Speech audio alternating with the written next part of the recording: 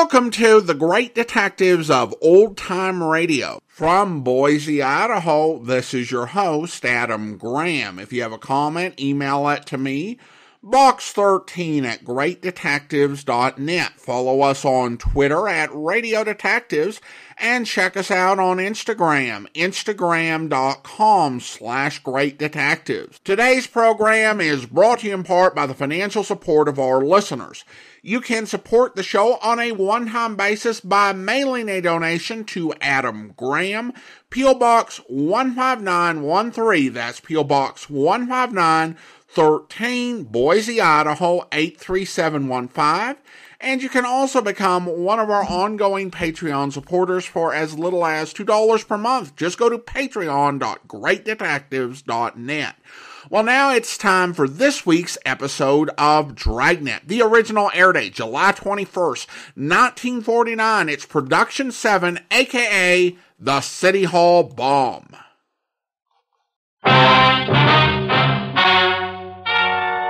Ladies and gentlemen, the story you are about to hear is true. Only the names have been changed to protect the innocent. NBC brings you Dragnet.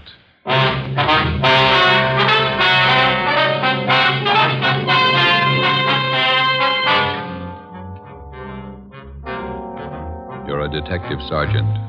You've been off duty 2 hours. You receive an emergency call from the chief of detectives. An entire block in the heart of your city is threatened with complete destruction. Your job? Report at once. Dragnet, the documented drama of an actual crime, investigated and solved by the men who unrelentingly stand watch on the security of your home, your family, and your life. For the next 30 minutes, in cooperation with the Los Angeles Police Department, you will travel step by step on the side of the law through an actual case from official police files. From beginning to end, from crime to punishment, Dragnet is the story of your police force in action.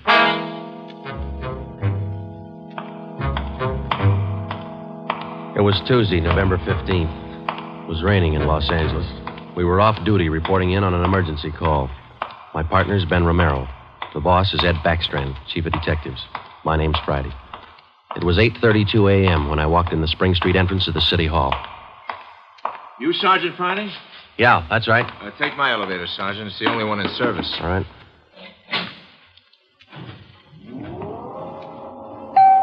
I'll run you up to 16. The chief's waiting for you up there.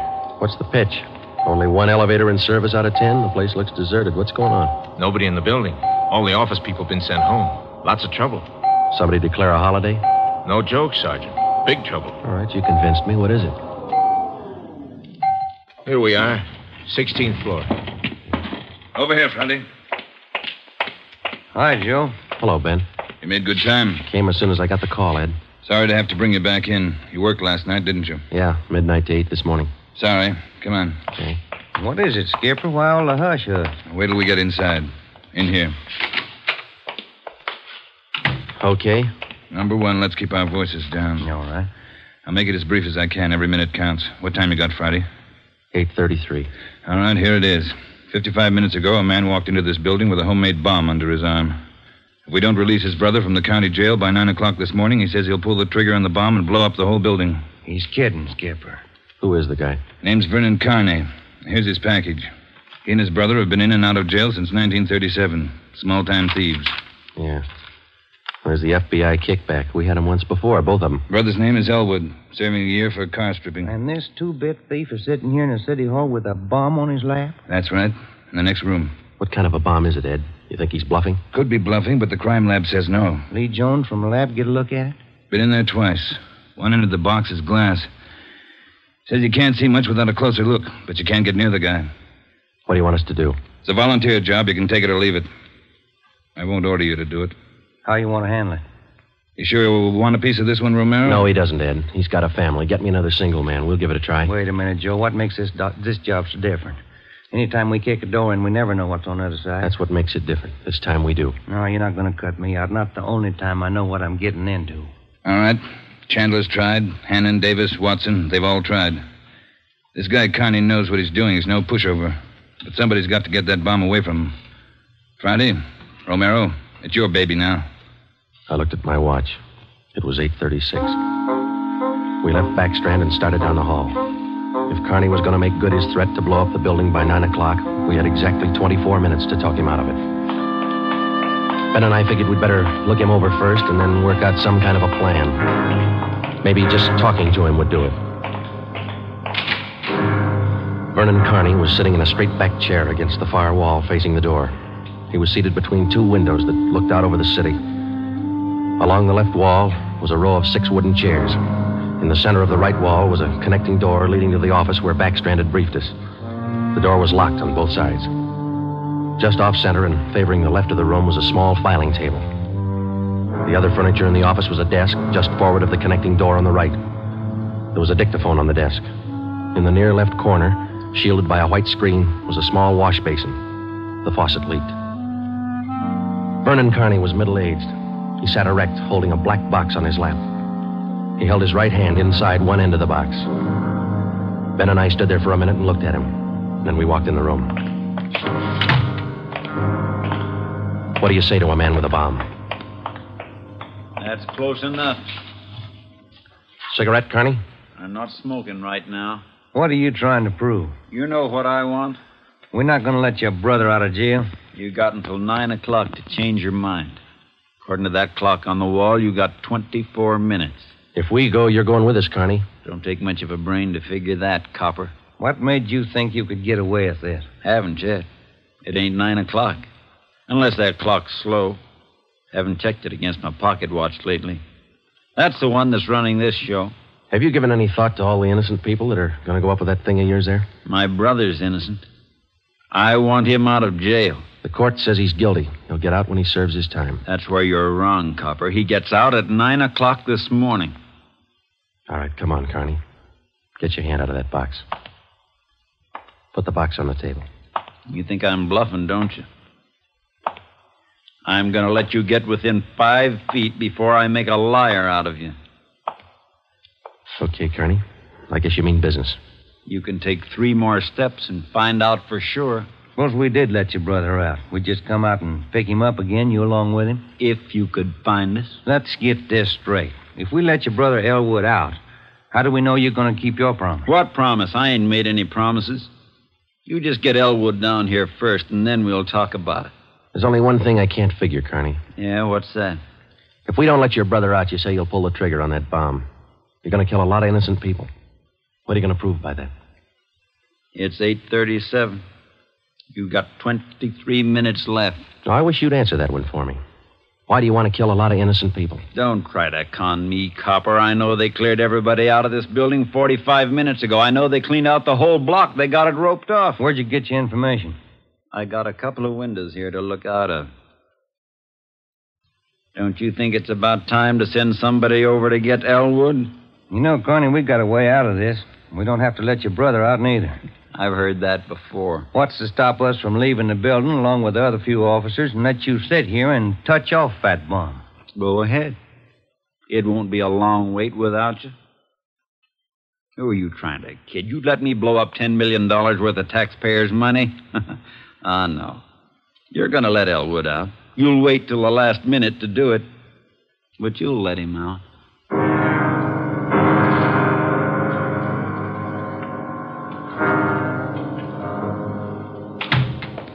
Ed, I'm still not convinced Carney can back up what he says. Then why didn't you take the box away from him? Yeah. We're in a spot, let's face it. How about an eye for an eye, Skipper? What do you mean? If he pulls the trigger on that machine, he kills us. How about us getting him first? All right, Romero. How are you going to handle it? Well, I'm not top man on the pistol range, but I could wing him. And then he hands the box to you? Or maybe he falls and his reflex action pulls the trigger. Okay, I don't wing him. I stop him for keeps. You just can't walk in there and shoot him down. Why not? You do the same thing with an armed criminal. Yeah, but you warn him first. I'll warn him. Yeah, and after you shoot him, you find out it's a harmless gadget. Couldn't have gone off in a million years. No, a gun's not the answer. We can't shoot him until we're positive. We'll be positive by 9 o'clock, and there might not be anybody around to shoot him. We've located Carney's apartment. There's a detail out there checking it now. Pacelli and Morris. Ed, have you got any ideas at all? Anything we could try? That's why I called you in. None of us have gotten any further than you did just now. There's just one thing I want to know for sure. Yeah, Friday. Is it or isn't it? We all want to know. Either way, we've got to get that box away from him. Backstrand. Yeah. You did? Yeah. No, stay out there till I call you. All right, here's half the answer. That was Pacelli. They found 28 sticks of dynamite in Carney's apartment. We knew Carney wasn't kidding now. We could see into the bomb through that glass window in one end. It looked like dynamite inside, and there was dynamite in Carney's room. We didn't know if he had the nerve to pull the trigger. We didn't know if it would go off when he did. But with only minutes remaining, nobody wanted to take the chance. From here on in, all of us agreed that Vernon Carney sat in the next room, holding in his two hands a force powerful enough to destroy us all. We had to get that box away from him, and to get that box, we had to have a plan. I looked at my watch. It was 8:40. 20 minutes till 9 o'clock. How do we get it away from him? I got an idea. It might work. Let's have it. Carney's sitting against the far wall between two windows. They're both open. Yeah, that's right. All right, if we could get a man through one of those windows, we might get Carney from behind. How are you going to get him? Whoever gets through the window could slug him. What do you do then? Somebody grabs the box. The crime lab can tell us what to do with it. How do we get a man through one of those windows? We're on the 16th floor. Well, there's some kind of a ledge that runs around the building on each story. Wide enough for a man to walk on? And let's take a look. All right. Looks pretty narrow, Joe. That's a good 18 inches. Could be done. Too risky. It's raining out. That ledge is slippery. Strong wind out there, Joe. Tear a man right off the building. Yeah, I guess you're right. Well, there's still a way. How about a ladder? 16 floors, Skipper. There might be a way. The fire department would know that. I'll get Battalion Chief Erickson. Is Lee Jones in the building? No, he's over in the crime lab. I'll get him up here, too. I don't know, Friday. Maybe it'll work. It's got to, Ed. All right, now look. It's going to take a couple of minutes to set this up. We've got to know what Carney's doing every second of that time. Well, how about the dictaphone in there on the desk? Good. Get it on without him seeing you. We'll try.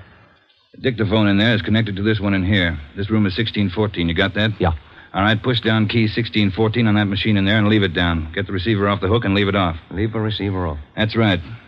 You know, if it isn't off the hook, we won't be able to hear a thing in here. Right. Come on, Ben. This is Backstrand. Give me Chief Erickson. Where's my brother? Still in his cell?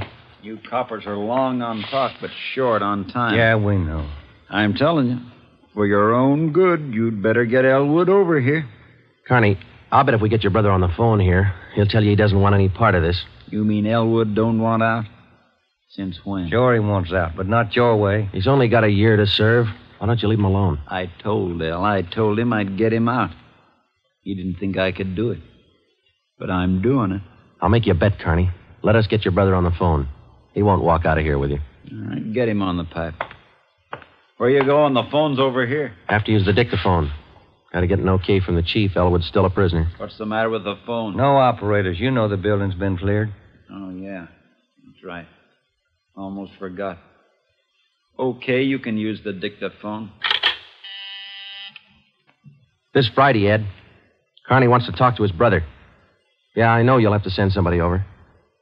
Have them put the call on extension... wait a minute. What's that extension number, Ben? 2351. 2351, Ed. Right. It'll take a minute. Yeah. I'd kind of like to talk to El. Been a couple of months since I seen him.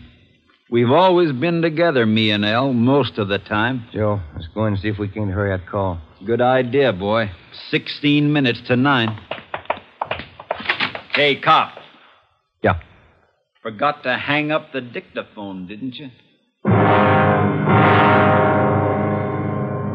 I put the receiver back on the dictaphone. Ben and I had failed to make good on the first step of the plan. When we got outside the door, we briefed Davis and Watson. They went in to sit with Carney. It would be their job to keep us posted on Carney's movements. The dictaphone was out.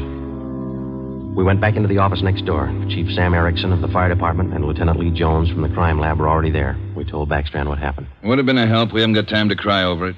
Carney's wide awake, Skipper. He doesn't miss a thing. Backstrand told us the plan Friday. We can't run a ladder up from the street. Too high, Chief? Best we got is a 100-foot area. You figure 12 foot to the story, that'll take you up 96 feet, 8 floors. And we've got the latest equipment. What's the idea you had, Jones? Sam, can you get hold of a pump here in a hurry? Sure, we got a lot of scaling ladders, but you got nothing up there to hook 'em on. You figure on dropping down from the floor above? That's right, and I figure a pump here would do it. Sure it would. You could make it fast to the windowsill up there, but you got a 1.5 foot ledge in the way. No, what you want is a lifeline. You mean lower a man on a rope, Chief? Yeah, Romero. That's the quickest and the quietest. Could you rig it so one of my boys could do it? Sure, Ed. What's the risk? None if you work it right. We'll strap on a life belt, give the man heavy leather gloves. 2 of my men will lower him down. Pick your lightest man. What do you think, Lee? That's it. What do we do with the bomb when we get it? I figure that box Connie's holding is about a foot square. Here's what I'll do. I'll get you a bucket with a 1.5 foot mouth. It'll be full of water. Yeah? I'll have it right outside the door of that office. When you get that box, place it in the water. We'll get the bucket out of the building as fast as we can. And once we get the bomb underwater, we're in the clear. And I can't promise you that, but it's the safest way to handle it under the circumstances. All right, that's the procedure. Sam, you take care of your end. Right away.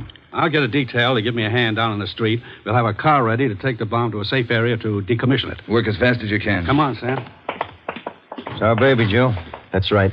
Which part of it you want, the rope or the bomb? You call it. Fire Chief Erickson says the lightest man on the rope. That's me, Joe. All right, I'll get the bomb out of the building. Okay, that's the routine. But carry this with you.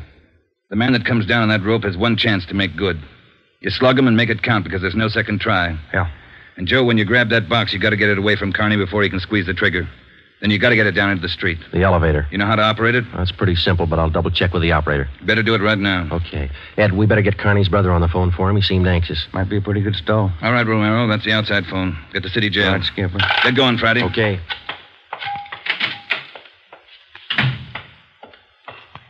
Hey, you. Elevator man. Yeah, Sergeant. Let me see if I know how to work that thing. You taking over the elevator? Well, in a couple of minutes. You want to check me out? Nothing to it, Sergeant. All right. Now, here's the control, see? You push this lever right to go up, left to go down. You see this little trigger on the underside of the handle? Yeah. That's the safety lock. Be sure you squeeze it or you can't move the lever. Let me try it, huh? That's it. Right to go up, left to go down. Right to go up, left to go down. How do you operate the doors? Automatic. They work off the control lever. When the control lever is locked in the up or down position, the doors will close. I get it. Now, in case they jam, this red emergency button up here, Yeah. push it. If that doesn't close them, we call the repairman. Okay, I think I got it. You sure now? I've had my orders to get out of the building. I'll just leave the elevator right here and take the stairs down. All right. Thanks a lot. Sergeant, just curious. You going to take the bomb down in this car? We're going to try. You won't have any trouble. We haven't had an elevator failure in 18 months. The elevator man turned and went down the stairs. Outside of a handful of volunteers and a man with a bomb, the city hall was now cleared. I started down the corridor and met Ben outside the office. He told me that Lee Jones and Chief Erickson were on their way up in the freight elevator at the rear of the building with the necessary equipment. The 2 fire department volunteers were with them. The phone call had been put through to the city jail, and in a moment, Elwood Carney would be ready at the other end of the line. We went in to tell Carney. I told him over at the jail to put the call through on extension 2351. Yeah. When's it coming through? Right now? You got Elwood with you? No. Look, Carney, we told you we'd get him on the phone for you. The call will be through in a minute. A minute's a long time, cop. You only got 12 of them left. Elwood's going to talk you out of this. Oh, sure. Sure, everybody's going to talk me out of this. First it was them other 2 cops, the little Porky guy and that other monkey. Then you and this Dixie Doughhead here, and now it's Elwood. Come off it, will you, and get my brother over here. That's him. It's your brother, Connie. I'll get him. Stay put, you. Just gonna get the phone. You want to talk to your brother, don't you? I'll take care of the phone. We'll disconnect it for a while. Now get it straight, copper. I'm through with your stinking rotten lying. I want Elwood here. And I want him now. Bring him here before I blow you all to pieces. What's going on? Who threw that phone out in the hall? I did. You want me to go out and pick it up? Carney, that's not going to get you anyplace. You the big boss around here? Maybe. Are you or aren't you? I answered you. All right, big boy. I've got a piece of advice for you. Take your rookie cops here and get it through their heads. I mean what I say. I want my brother over here in this room. And you've got just 11 minutes to get it done. Tell them that, will you, boy? All right, Carney. It's your show.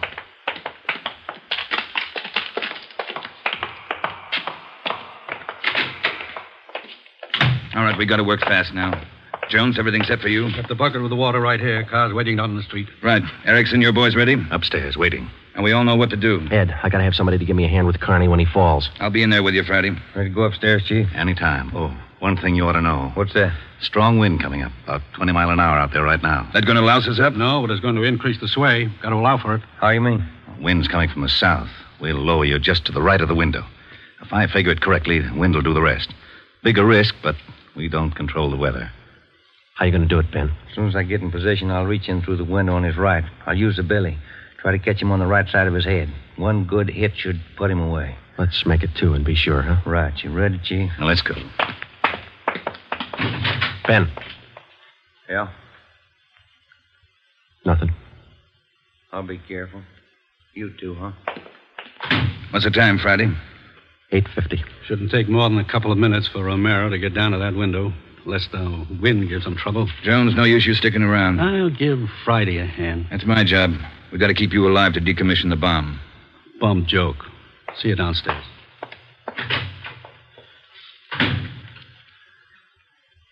You ready, Ed? Yeah. Scared, Friday? Yeah.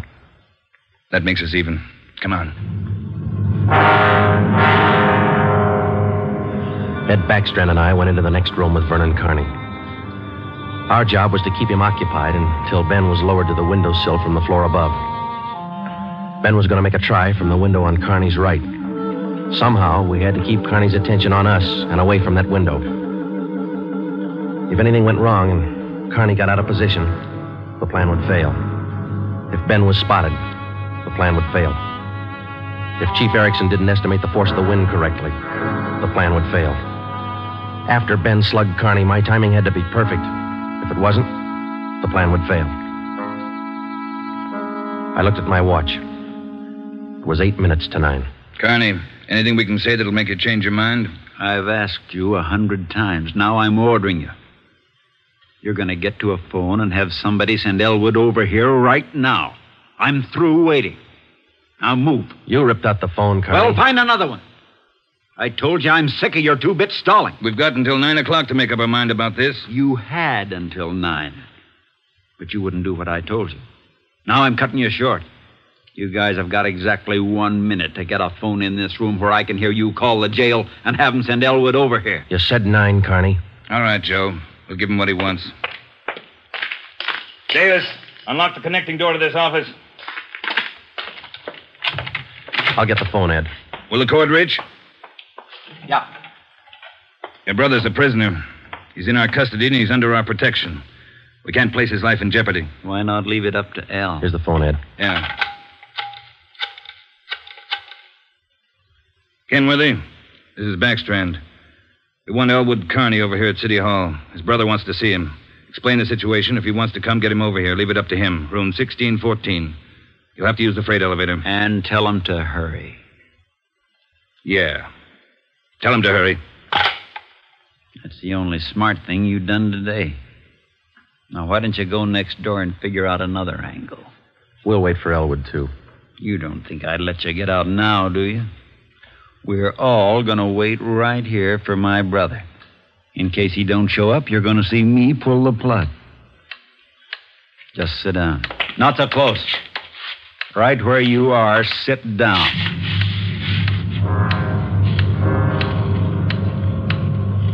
Loud clock, ain't it? Windy.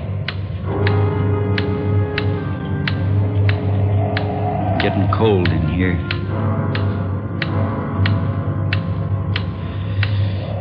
Sure a loud clock. Real windy. Maybe I ought to close the windows. Don't want to catch me a cold. I can turn on the heat. Stay put, cop. Hey, what's that? What's going on? Just the wind, Shut Carney. up! There's somebody out there. I can see his feet. You stupid cops. Pull him up! Get back there, you! Pull him up! Friday told him to pull him up. Right. Pull him up! Pull him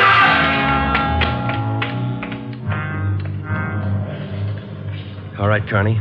You win. You bet I win, you dumb coppers. You didn't think I'd miss a trick like that? We'll just close these windows, boys. There's one, and lock it. And here's... Here's your brother, Carney.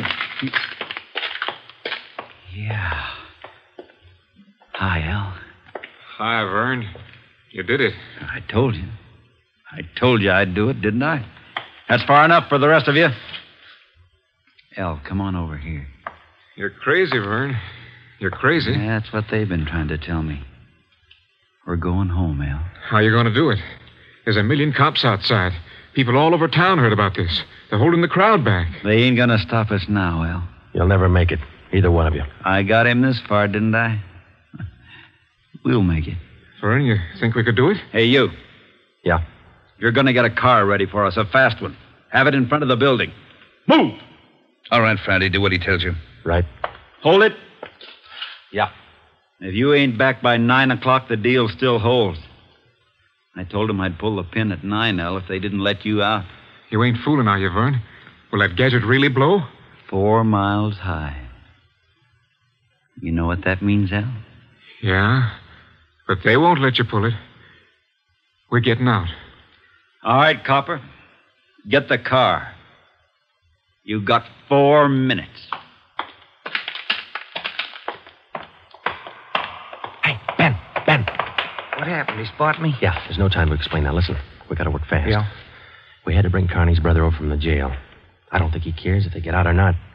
He just wants to use that bomb, and for some crazy reason, he's waiting until 9. How much time we got? Let me look. Less than 4 minutes. How about the ledge? You think you can do it? Strong wind. You'll have to hang on like a fly. I don't know. I can give it a try. Okay. Same plan. Every second counts. Now, I can't brief Ed. He's in the room with the guy. It's up to you and me. I'll get on the ledge from one of these offices. I hope I make it. If you don't, we'll know you tried. Hurry. Hey, Ben, wait a minute. Yeah? I forgot. The windows. The one on his right. He locked it. You'll have to crawl around to the one on the left. You got it? Right. Okay. The car will be ready in 2 minutes. Out front. Fine. El and I'll just sit here and wait. Gonna be good being back together, huh, El? We always were real good together, Vern. Yeah, that's the way brothers ought to be together all the time. Together. Vern, I'd feel better with a gun. We don't need no gun, El. We got the bomb. We'll need a gun when we get out, when we get on the road. Okay. Take your pick. They all got 'em. Hey, you, give him yours. I'm not carrying a gun. I left it in the other room. A cop without a gun? Who's kidding who? I left it in the other room. Frisk the big boy, El. He's got one. About time for the car, ain't it? 2 minutes to 9. Yeah, this feels like it. Right on his hip. Hey, Burr, look out! Grab him, Joe. I got him. Get the box. Leave that gun alone. I got him, Ben. I gotta get his hand out of it. Run, Joe. Get it in the water. Run!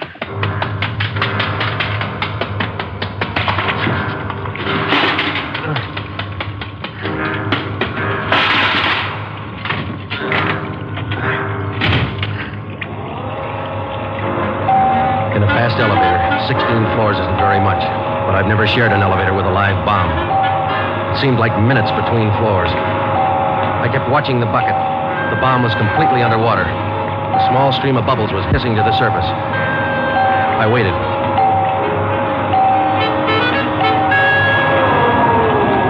Main floor. I picked up the bucket and ran for the street. I missed the first step. I fell forward. The bucket spun out of my hand. I sprawled flat on the sidewalk. I waited for the explosion.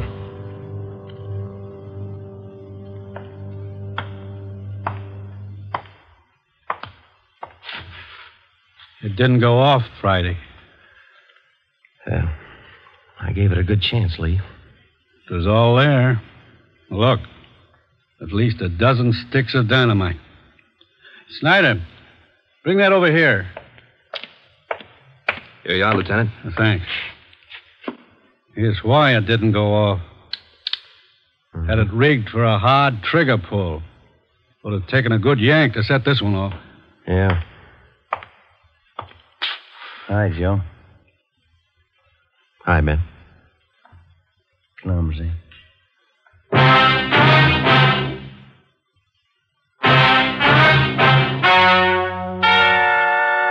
The story you have just heard is true. Only the names were changed to protect the innocent. Vernon Carney was examined by 5 different psychiatrists appointed by the Superior Court and was found to be incompetent. He is now confined in the state mental institution for the criminally insane. Elwood Carney is now serving the balance of his sentence with no time off for good behavior.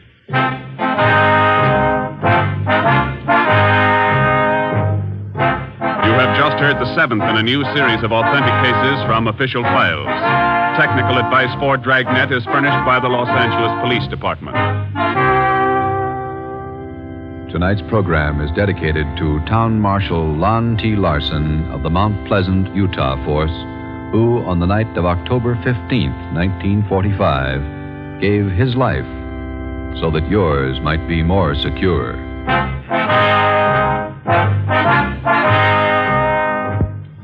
Dragnet came to you from Los Angeles. This is NBC, the national broadcasting company. Welcome back. Most of the episodes of Dragnet we've played so far have been pretty good, with Production 3, The Werewolf, really setting a high standard. But this episode, in my opinion, is the first true all-time Dragnet classic. I did a series a decade ago when I was finishing up the first run through Dragnet on the Old Time Dragnet show of my top 25 Dragnet episodes of all time, including both radio, movies, and both original TV series, and this landed at number 3. It's just one of the best half hours ever broadcast over radio and shows what Dragnet is capable of being. While Dragnet often shows that the life of a police detective is plodding and unglamorous, this episode dramatizes those key events in an officer's career where their actions really become life and death and the job becomes far too exciting. It's no wonder that this became the rare non-Christmas Dragnet script to be reused on radio, and was adapted for the first episode for television. Without the radio program, this episode would actually be a poor choice for a pilot, as it would set viewers up with an unrealistic expectation for how the series worked. However, TV watchers in 1951 knew Dragnet wasn't always that action-packed. What they saw was that Dragnet at its best could work just as well on television as it did on radio. As a radio episode, it makes effective use of its sound effects to build suspense, particularly while Ben was on the fire department hoist and they were in the office with our would-be bomber. I've heard this episode so many times, but, I was on edge. I mean, it is just that well done with the sound effects. And I've also come to appreciate the emotional undertones of the script, which are not, very overt, but they're there. You can definitely hear Friday's genuine concern for Romero, which we see, really obviously when Friday tries to get him replaced because he's a married man with a family. But you also get it in the little scene where Friday starts to tell him to be careful, but then stops, because that's one of those things that you really don't want to say. I would kick myself. I would be like, be careful, really. I'm telling him, be careful as we dangle you down to the 16th story window to try and disarm a guy with a bomb. But Romero, of course, is gracious about it. He knew what he was going to say, and he's like, yeah, I'll be careful. And it's just really great, but it's so subtle. It's establishing a situation that there are things that they are able to say without actually saying it. And at the end, you have to love the way that Romero moved so quickly to diffuse a situation and move on with that little joking clumsy. And there's all a really great sense of realism about it. And the very real and grounded nature of Dragnet makes this feel more believable and real than your typical exciting fiction scene. Dragnet would not only change the nature of police dramas, but it would also change how so many other stories were told, and episodes like this really give you insight as to how that happened. Listener comments and feedback now, and we go to the app formerly known as Twitter. DLAFO writes, regarding Dragnet, this sting is like a Pavlovian trigger for me, making me ready to hear about Sergeant Friday's latest struggle to remain single and solve a crime. In that order, thank you so much for the comment. Over on YouTube, Michael writes, "Thank you for the great show. It is one of my favorites." Thank you so much, Michael, a long-time listener going back to the old-time Dragnet days and our first time through the series. Truly appreciate your comment and your listening to the podcast all these years. Now it's time to thank our Patreon supporter of the day. Thank you to John and Christine, Patreon supporters since March of 2018, currently supporting the podcast at the detective sergeant level of $7.14 or more per month. Thank you so much for your support. And that will do it for today. If you are enjoying this podcast, please follow us using your favorite podcast software, and be sure to rate and review the podcast wherever you download it from. We will be back next Saturday with another episode of Dragnet, but join us back here on Monday for the adventures of Sam Spade, where... Oh, Spade? Yeah. Good. Come on in. The boss said he was sending you up. Plenty of room back here. You realize you're standing right in front of my x-ray machine? We'll move when you get a customer. Customers, yes. Where are they? Where are those chests? If people only knew that 8 to 5 it may be a cold. Then Did Runcible brief you on this, Spade? Yeah, it was brief, all right. How do you make it? 14 vulgar-sized diamonds looking for a buyer. Sunset indemnity insuring Bergendorf against loss during the 24 hours they're on his hands. That's 2 for you. There's 2 against me, too. Oh? Like, why does Sunset Indemnity need outside help when they have you? And why are you playing like a movie dick when the sensible thing to do is to sit down next to the exhibit with both eyes open and a rod under your arm? What are you doing, George? I'm testing my machine. Don't let me interfere with you, boy. George doesn't like me. I see that. Well, I guess the boss left out one item, Sam. A tip? Yeah. Last night, some schmo called him around midnight and got him out of bed. Oh? Runcible's a pessimist, you know. When Sunset Indemnity's on the line for $250,000, he tends to get jumpy. Who had the tip? Anonymous. They all are. Right from the oat bin, the guy says. Somebody's going to take a running jump at the Kimberly Cross while it's at Bergendorf's. Mm-hmm. Needless to say, for the balance of the night, Runcible does not sleep. So today we got reinforcements. I hope you'll be with us then. In the meantime, do send your comments to box13@greatdetectives.net. Follow us on Twitter at Radio Detectives and check us out on Instagram. Instagram.com/greatdetectives. From Boise, Idaho, this is your host, Adam Graham, signing off.